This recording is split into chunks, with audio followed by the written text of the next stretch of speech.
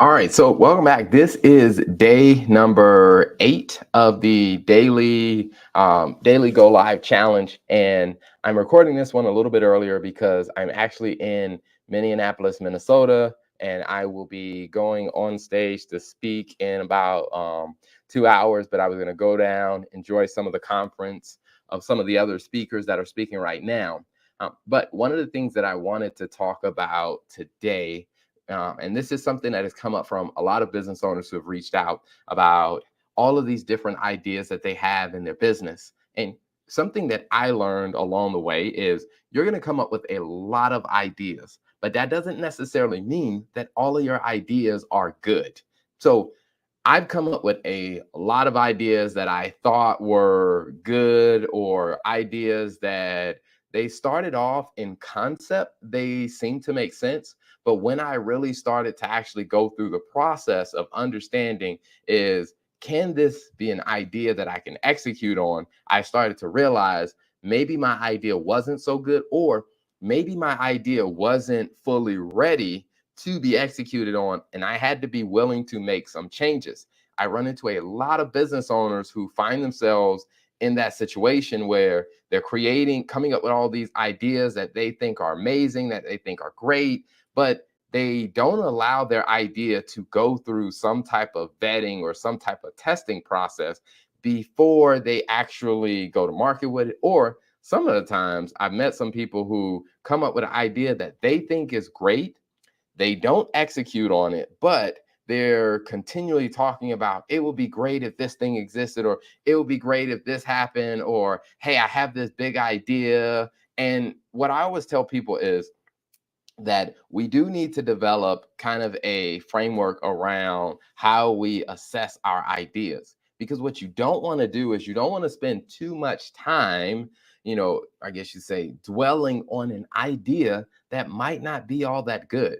So here's a couple of things that I think you can do to really help give you some type of test or some type of vetting process when it comes down to your ideas. And so the first thing that I always say is, if you have an idea, can you explain it clearly to other people? And I'm not saying, can you explain all of the details, but can you just explain the point of, okay, what is the problem or the opportunity that you are trying to address? How does your idea address that problem or that opportunity? Now, if you can't even explain that, what I would say is your idea probably isn't ready to go to the next stage. Because whenever you are doing anything in business, you need to be able to clearly identify, what problem or what opportunity am I addressing? Because that begins to help us understand, okay, the next step is, well, how big is this problem or this opportunity? Like, do a lot of people experience this, or are a lot of people impacted by this? Or what will be the, what's the, estimated, or how many people do we think this could impact, or how many things do we think this could impact? Because if we can't really figure out, like, hey, this is a really big problem, meaning like, hundreds of thousands of people have this problem, or millions of people have this problem, or is it just, hey, 3 people that you talk to have this problem? Now, I'm not saying that you shouldn't create a solution if it only addresses it for 3 people, but I think you have to really start to evaluate, like, okay, how much am I willing to invest? Now, when I say invest, I'm not just talking about the amount of money. I'm also talking about the amount of energy, the amount of time, the amount of effort, like the amount of thought process. If you have an idea that is only relevant for you and maybe 2 other people, you probably don't want to spend that much time trying to invest so much energy and effort into it. I would say, unless this is not a business decision and this is more of an emotional, or this is more of a personal driven decision. If it's an emotional or personal driven decision, I would put that in a completely different category. But when I'm talking about a business decision, what I do want to ask myself is, like I said, the first question was, what is the problem or the opportunity that we are trying to address? The next question is, how many people are impacted by this problem or this opportunity? Then the third question is, how much am I willing to invest to actually execute and bring this solution to life?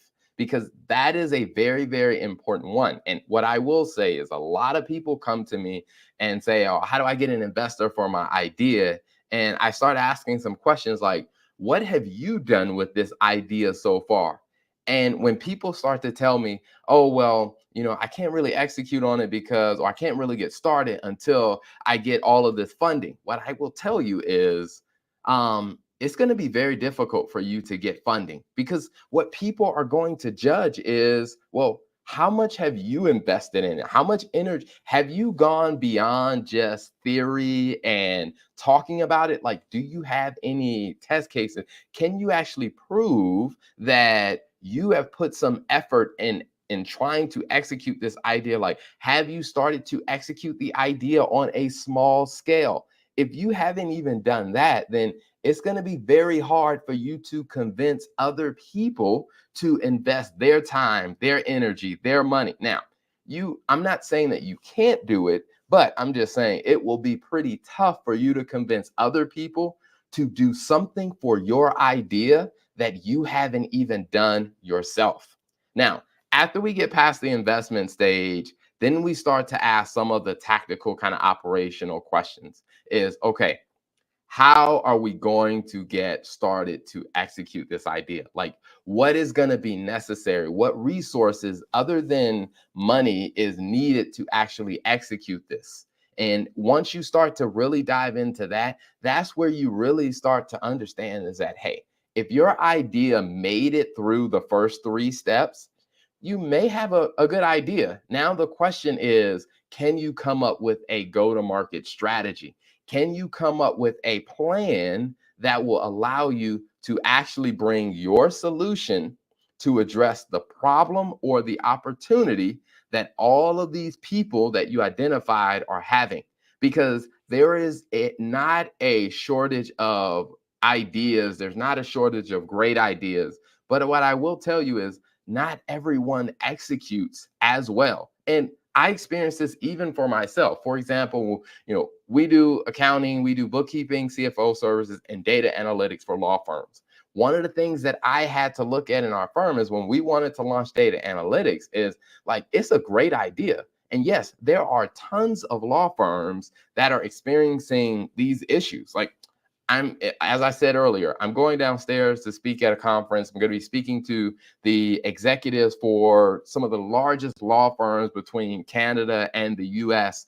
And I know a lot of them in that room have issues when it comes down to data analytics. Like, it is a problem that impacts a lot of people.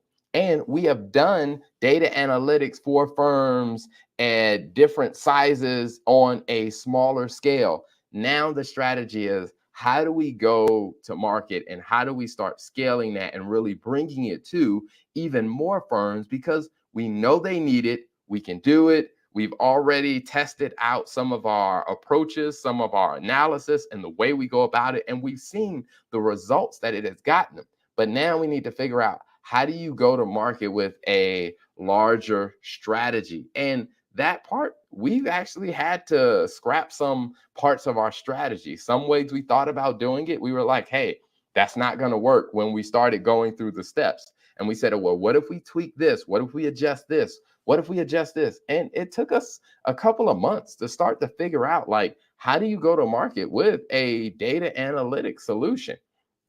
Now, after you figure out how to do it at scale, then you got to figure out, how am I going to get in front of the people who are experiencing this problem or could benefit from this opportunity? How am I going to get in front of those people in a relevant way to tell them about what we are doing and what we are offering? Because if you don't have a way to get in front of the people who can actually, utilize the solution that you are bringing, you probably don't have a fully flushed, I guess you say, I go to market strategy or an idea that is ready to come to life. Because you've gone through the hard work of, you can clearly identify what problem or what opportunity you're trying to address. You know how many people have it. You've invested some time on a small and energy on a small scale.